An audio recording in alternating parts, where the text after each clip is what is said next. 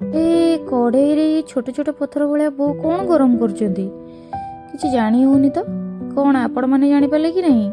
तो सहीटा थिला छोट छोट गेटी नुह गुड़ आ सेटा हे गलानी एबे मेल्ट आ सेतरे पड़ी जाई खसा। तो ताको एबे काढी नबा खळी आ खळी काहे की कढा होची जानी पारथुबे। तो आमर मकर जेहेतु आसिलानी तो आमर हबो आरिसा पिठा। तो ये खळी काढ़ा और आरिसा पिठा कथारू मोर से चतुर्थ पंचम श्रेणी गीतटा मन पड़गला। ये आमरी रोसई घर एठी माँ परिवा काटे बेसर बाटे जाईर गड़े गढ़ई पिठा आरिसा काकरा आहा की मिठा। कौन गीतटा मन अच्छी कि नहीं। ये गीत भितर आमर सरी जाइतिला पिठा रेडी माने जो तैयारी करिवा रेडी आ ताको आमे लागि जाइतिले छाणीबारे। आ देखुना पिठा गुड़ा केते शानदार देखा जाउची।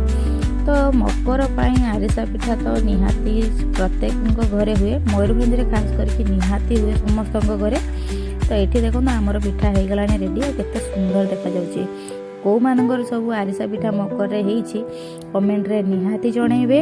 आ मो चैनल को सब्सक्राइब करबा को जमा भी भूलिबेनी। फेसबुक रे देखुतले फॉलो कर देबे। रहिली जय जगन्नाथ शुभ रात्रि।